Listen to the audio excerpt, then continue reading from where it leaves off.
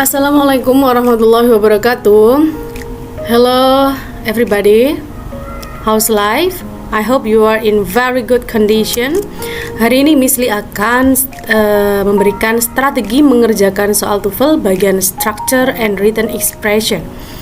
Karena bagian structure dan written expression ini adalah bagian yang paling sulit daripada listening sama reading, maka Miss Lee akan membahas yang paling sulit dulu. Jumlah soal dalam structure terdiri dari 15 soal dan written expression terdiri dari 25 soal. Jadi, total keseluruhan soal ada 40 nomor. Untuk waktu mengerjakan ada 25 menit per 40 soal, dan untuk rata-rata waktu menjawab dalam soal structure and written expression hanya 30 detik per satu soal. Strategi umum. Terbiasa dengan direction, karena setiap direction dalam soal TOEFL pasti sama. Jadi, jangan menghabiskan waktu Anda untuk membaca direction dengan seksama. Yang kedua, mulailah mengerjakan soal nomor 1-15, dan biasanya soal nomor 1-5 adalah yang paling gampang. Dan nomor 11-15 biasanya lebih sulit.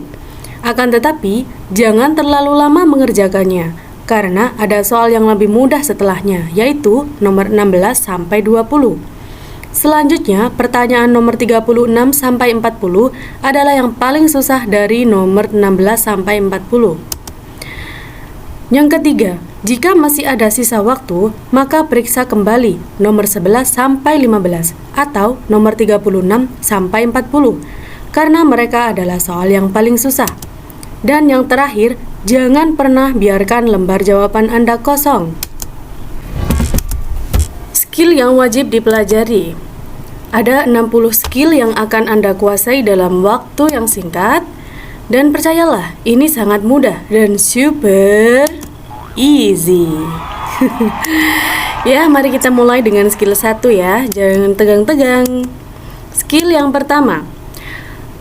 Soal dalam TOEFL itu pasti dalam bentuk kalimat, dan kalimat adalah susunan kata yang harus terdiri dari subjek dan verb. Maka dari itu, pastikan setiap ada satu subjek harus memiliki satu verb. Karena dalam satu kalimat bisa jadi ada yang tidak lengkap atau dihilangkan, baik itu verb atau subjek, atau bisa keduanya, subjek dan verb yang dihilangkan. Contoh, titik-titik was back up 4 miles on the freeway. Was back itu adalah kata kerja. 4 miles on the freeway, karena diawali dengan 4, maka ini tidak mungkin subjek. Kita menyebutnya objek, ya. Oke, sudah ada kata kerja, maka fokus mencari subjek. Traffic, in the morning, yesterday, cars.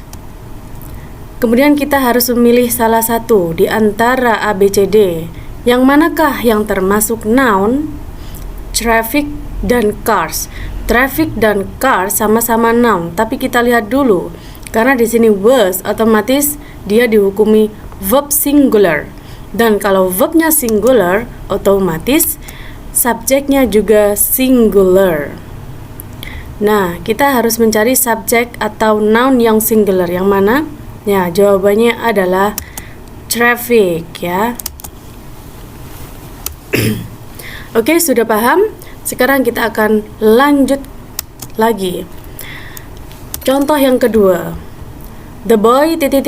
going to the movies with a friend.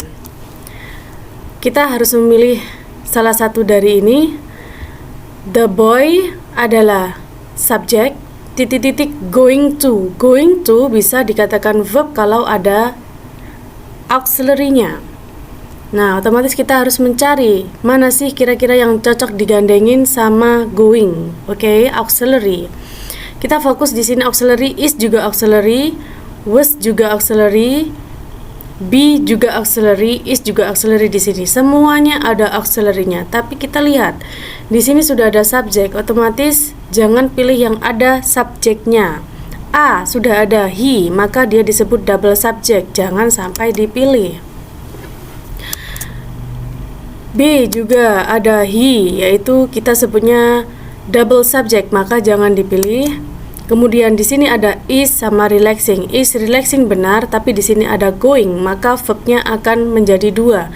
Double verb tidak boleh, maka jangan sampai dipilih. Otomatis jawabannya adalah satu-satunya auxiliary di sini adalah will be. Oke.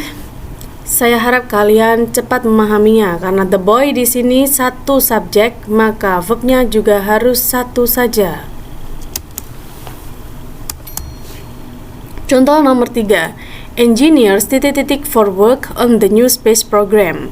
Ingat, setelah for di sini tidak mungkin kata kerja ya. Jadi ini adalah objek. Oke.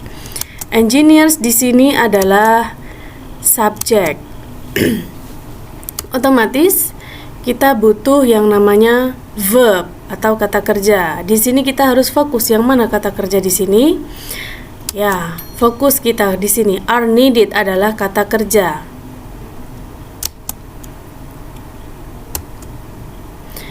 Oke, untuk latihannya sekarang coba kalian pilih salah satu.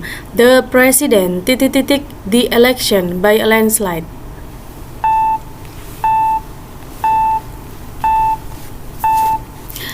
Ya, kita bahas the president adalah subjek, the election by a landslide adalah objek.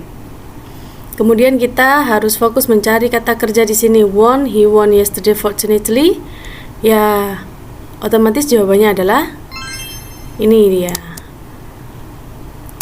Won ya. Jadi kita menyebutnya missing verb, verb yang tidak ada di dalam sebuah kalimat.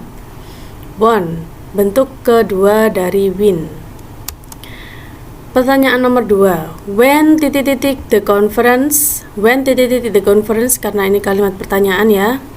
Kita harus mendahulukan auxiliary di depan.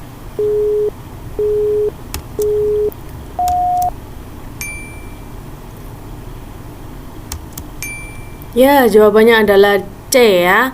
Did the doctor attend? Karena di sini semuanya diawali dengan the doctor atau subjek ya. Yang paling benar adalah diawali dengan did the doctor attend.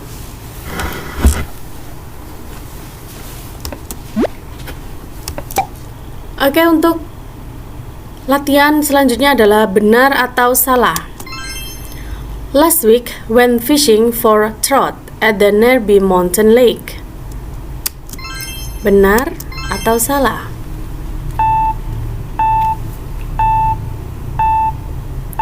Oke.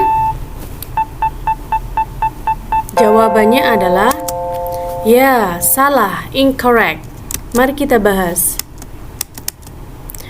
Pembahasannya adalah last week kita sebut keterangan waktu atau adverb of time. Kemudian when fishing adalah kata kerja atau verb. Kemudian for trout at the nearby mountain lake adalah object of preposition. Jadi yang tidak hadir di sini adalah subjek. Tidak ada subjek maka tidak bisa disebut kalimat. Seumpama last week I went fishing for trout at the nearby mountain lake, maka kalimatnya benar karena di sini diberi subjek I. Apapun subjeknya, ya. Oke. Pertanyaan nomor 2, benar atau salah? A schedule of the day's events can be obtained at the front desk. Benar atau salah?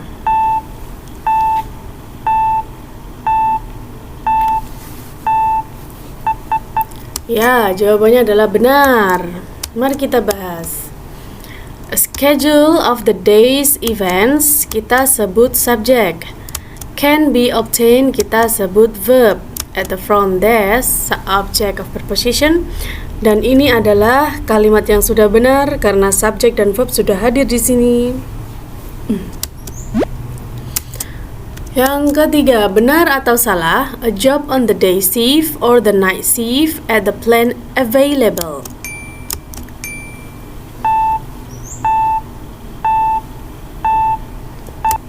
Yes, incorrect alias salah.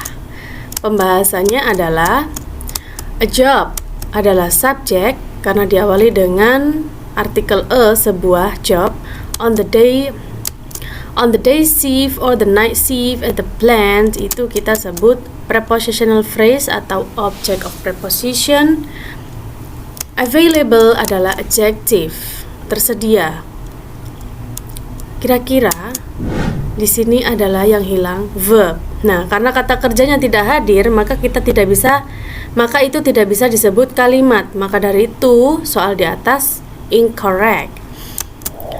Seandainya kalimatnya seperti ini, a job on the day shift or the night shift at the plant is available, maka kalimat ini benar karena kita menambahkan kata kerja is atau kata kerja bantu.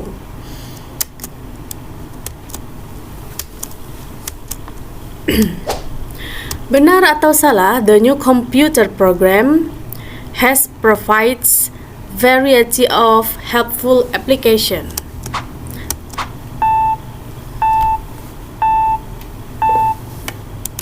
Ya, jawabannya adalah salah. Pembahasannya adalah the new computer program itu subjek, has itu verb, provides juga verb, a variety itu objek. Jadi hanya ada satu subjek, maka verb juga hanya satu. Karena kalimat di atas ada dua verb, maka kalimat tersebut incorrect. Yang benar adalah harus menggunakan salah satu verb saja, has atau provides. Jadi antara has dan provides yang dihapus, ya. Satu saja verbnya. Yang kelima, benar atau salah, the box can be opened only with a special screwdriver.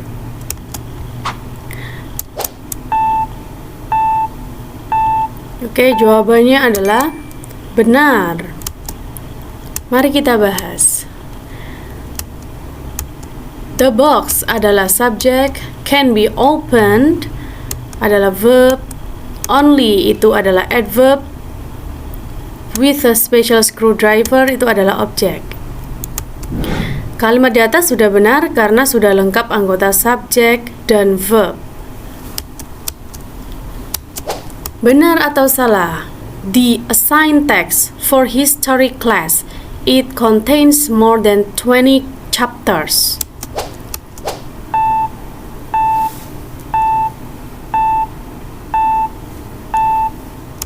Yes, jawabannya salah, incorrect. Coba kita bahas. The assigned text for history class adalah subjek, it juga subjek, contains itu verb, more than 20 chapters itu adalah objek. Otomatis di sini ada yang double, guys. Jadi yang double adalah subjeknya, tapi verbnya hanya satu. Maka kalimat tersebut tidak bisa dikatakan benar.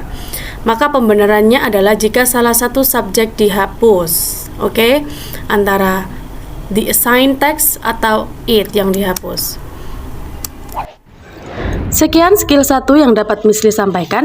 Jika Anda mengikuti keterangan saya, jangan lupa subscribe dan tekan tombol loncengnya agar kalian tidak terlewatkan untuk video skill yang selanjutnya. Terima kasih sudah mau menonton.